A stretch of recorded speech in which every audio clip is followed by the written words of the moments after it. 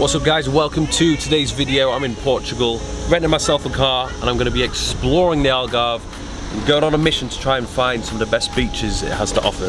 First up is Praia do Camilo, which is one of the many beautiful beaches located on the coastline next to the town of Lagos. This picture-perfect beach has beautiful golden cliff surroundings, clear waters, soft sand and unique rock formations. To get down to the beach itself, you do have to make your way down quite a lot of stairs, probably around 200 in total, so it's not exactly the easiest to get to, but once you get down there, it's definitely worth it. And you burn a few calories getting back up to the top as well. It's not exactly the biggest beach in the world, so if you are the type of person that likes to go on long beach walks, this probably isn't going to be the one for you. But nevertheless, it's still definitely worth visiting. And even if you don't fancy going down to the beach itself, the views from the top are well worth it, so go and check it out.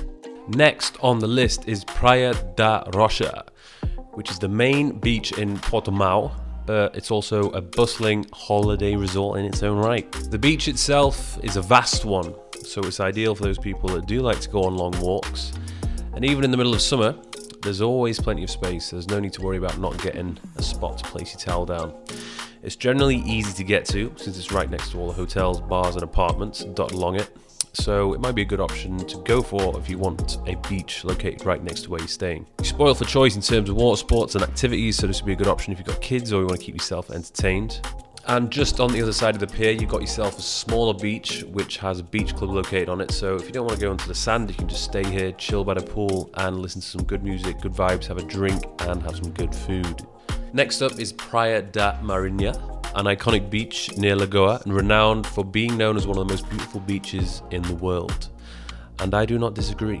This beach has a similar feel to Praia do Camilo with the same golden cliff surroundings, clear waters, soft sand, but it stretches a little bit further with even more impressive rock features with lots more to explore. On the right side of the beach you can find a famous rock structure that looks like the letter M, called the M Rock or the Cathedral. And it's one of the reasons why Praia da Marinha is so unique. During low tide you can actually walk all the way along the beach, so go and check it out. In order to get here you will need to travel by car and park at the top, and then descend all the way down to the bottom. So again, it's not really the easiest to get to, but it's worth it. Keep in mind that during the summer months, June, July and August, it's probably going to be at its busiest, so the beaches are a little bit crowded. So if you do want to see them in their prime condition with almost nobody on them, I do recommend you get there before 9 o'clock. We did, and it was most definitely worth it.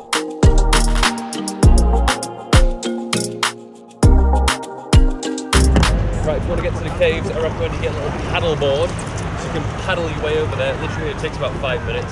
You can swim if you want to, because it's really not that far at all, but if you're not the best swimmer, then I would probably advise against that. So paddle board it is, you can rent them for about an hour, and you'll get long enough in there, sure. A little bit of bicep action as well.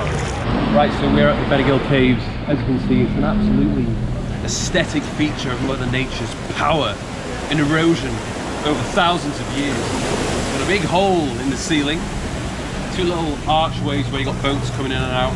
I'm not gonna lie, I thought it was gonna be a little bit quieter than this, but obviously it's peak season, it's August, so we got a lot of people here. And as we walk further into the depths of the cave, we can see some little features where people have clearly stacked stones on top of each other. It's actually a little bit eerie. Well, it definitely would be if I was alone, but I'm not. The final beach on the list is Praia do Tonel, which is a beach near Sagres, located at the very southwestern tip of Portugal. This one is a personal favourite of mine since I'm a big fan of waves, and I came here a few times with my family when I was younger. The beach itself has a very wild and remote feel to it, so it's a unique experience, very different to the other beaches which I've mentioned so far.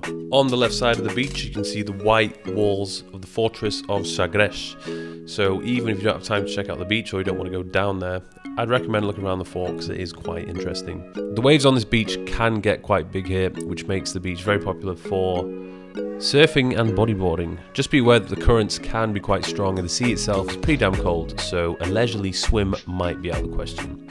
The beach itself might not be the best beach to go to if you've got kids or family, so if that's the case it might be worth checking out Praia de Mareta on the other side of the cliffs. for calmer water and shelter from the wind, but again, the sea is going to be pretty cold.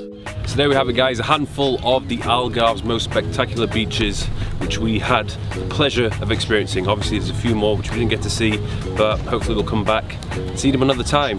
Highly recommend you do this, guys. If you can, just rent a car, spend a couple of days here or a week and just go on a little road trip and check them all out for yourself. So thanks for watching, guys. Don't forget to subscribe to my channel and I'll see you guys soon.